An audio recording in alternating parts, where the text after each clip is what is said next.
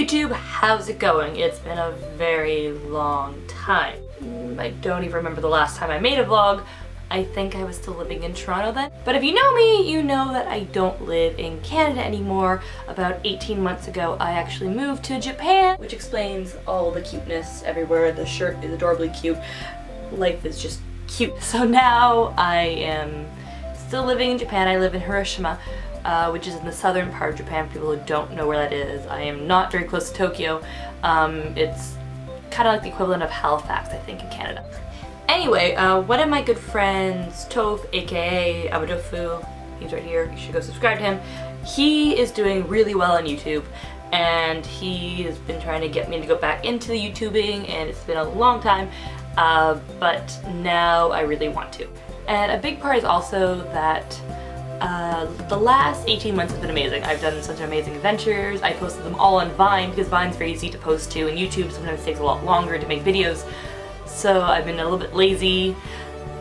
But I think the best part is that I kind of got to enjoy the time and I wasn't worried about vlogging. But now that I've been here for 18 months, a lot of the adventures I've been on, I'm doing a second time, or they're not as crazy and brand new to me as it was the first year in Japan.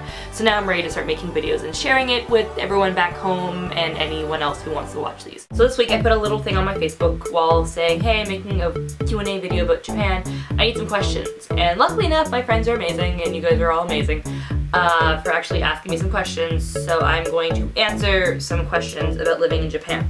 So let's get to that. They're on my phone, so I'm gonna be looking at my phone. Oh, okay, I got a new message. Okay, let's see. Okay, so here's my first question. My friend Shibani. Hot boys. None of them speak English as of yet. Okay, next question from Andy. And I expected this question. Have you eaten turtle meat? No, Andy, I haven't eaten turtle meat. I've seen turtles in restaurants when I was in Osaka my first week in Japan, but it's not something that I eat on a daily basis, so please stop asking me that question. Miss you though. My other friend, Shannon. Favorite food you've tried? Smiley face. Aw. Favorite food I've tried being in Japan would have to be, I guess, Hiroshima style okonomiyaki, which is like a Japanese pancake. It's like layered. I love it. It's very, very yummy, very filling. And my other favorite food I've tried in Japan are these mochi strawberry cakes. I don't know what they are, but my convenience store sells them only in the winter, and it's like cake with strawberries and cream wrapped in mochi, and they're magical, and like if I could find a picture, I'll put one in my hands here. They're beautiful. I miss them. It's summer though, so I can eat snow cones or kakigori, which I love. So yay, summer. Thanks for the question. Okay, so my friend Nick wrote this really long question. There's two questions. The first one saying that he watched a DVD about American kids living in Japan, and it explained that unicycling is taught in elementary schools. Now, I don't work in an elementary school. I work in a business English school, so I don't teach unicycling, which is probably good for the children of Japan. So I don't know the answer to this one. Luckily enough, my friend Travis chimed in and he explained that some schools do and some schools don't. And then I actually had some other friends I was asking, and I was like, hey, what's the deal with this? And they told me that it's the same thing. Some schools will teach unicycling, some schools won't, but most schools will actually have a unicycle there for like recess or lunchtime, so you can learn to unicycle yourself, which is pretty good. We didn't have that in Canada. And his other part of his question was asking about, is fruit expensive in Japan? Now, there is some fruit that's very expensive and that's meant for gifts. It's not meant to just go buy every week. But fruit is a bit more expensive than vegetables here. Like, I don't buy a lot of fruit. I used to buy a lot of fruit. The only things I do buy is I buy pineapple cut up at the end of the day because it's marked down on price, but it's still about 200 to 250 yen. So roughly around $2.50 Canadian. So that's still pretty expensive for a little bit of pineapple, but I love pineapple, so it's worth it. Yay. Thanks for the questions, Nick. Miss you. So my Uncle Dave asked, what do Japanese find strange about Canadian culture? By the way, I saw Inside Out yesterday. Awesome. It hasn't come to Japan yet. I can't see it. But back to the question. Yes, in case anyone has not realized by now, I am Canadian. Yeah. Kyoto, Canada. The strangest thing is that they don't know anything about Canadian culture, so I find myself feeling like I'm always talking about Canada, but nobody knows anything about Canada. One day, just for fun, I actually sat in the lobby of my school, and when parents came in, this was like when I first came to Japan, I said, like, what's the first thing you think of when you hear the word Canada? And most of them said trees. The rest of them said maple syrup. So they don't really know much, but I guess my students that I know and I teach, the biggest one for them is when I explain to them about summer vacation and how we get 2 months off and a lot more breaks, and we don't go to school on Saturdays, and even for the summer vacation, we don't have to go to school. There's no clubs, there's nothing. So that I think is the biggest one that they're always like, oh, I want to go to Canada. I want to go to America. That's kind of like that. That's the strangest thing I found so far. But yeah, they really think we just sit in the woods, drink maple syrup all day. Next up is Toph. Whoop, he's back. Please go click and subscribe to him because he's amazing and his videos are awesome, and I will never be as good as you. Worship the Toph, worship the Toph. But Toph asked me 2 questions. He said, what's the most surprising thing about Japan? Also, what's the best advice you could give someone coming to live in Japan? I think the biggest thing that surprised me about coming to Japan is that you don't have to be completely fluent to get around. I am nowhere close to fluent. I do not speak enough Japanese. I am right now learning Japanese, but it's very, very difficult. But I think that, like, I've gone around pretty well. I've made a lot of friends, a lot of them who don't speak English at all, and we've had like conversations where they tell me, they're like, how are we talking? How do we know that we're having a conversation?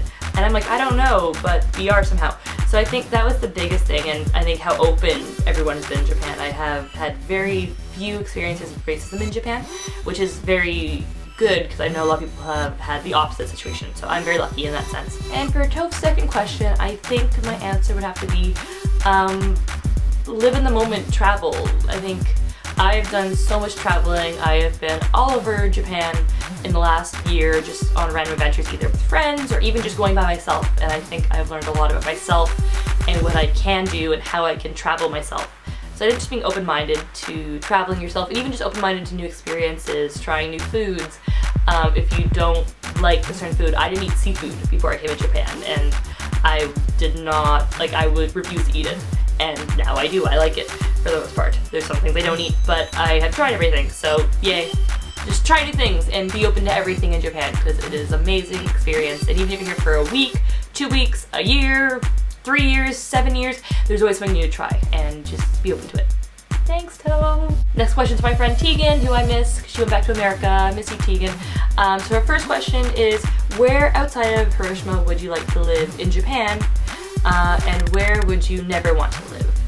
Also, if a Pokemon came alive and you could have it as a pet, which Pokemon would you choose?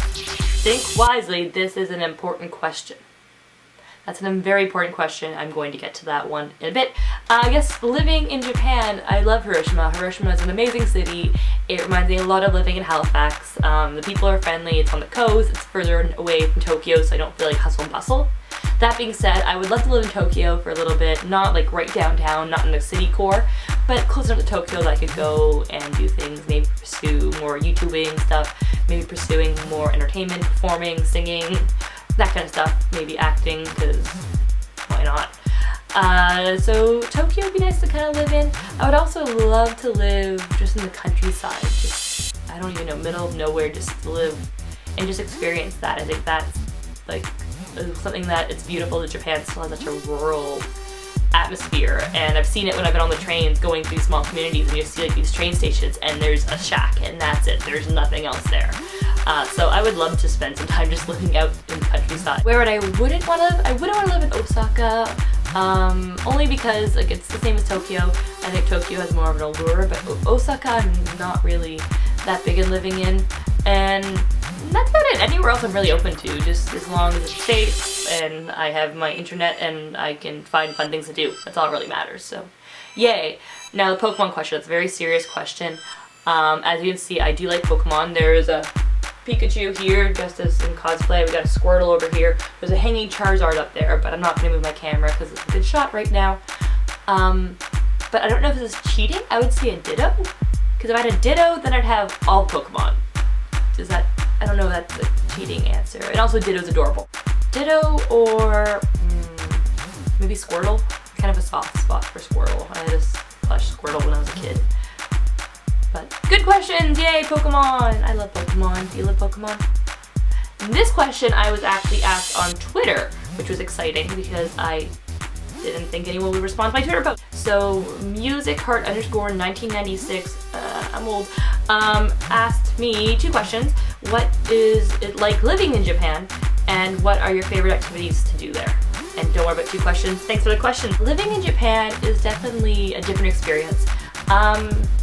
There are certain things that just feel like the same, like you just go about your job, you go to the store, you buy groceries, you go to the bank.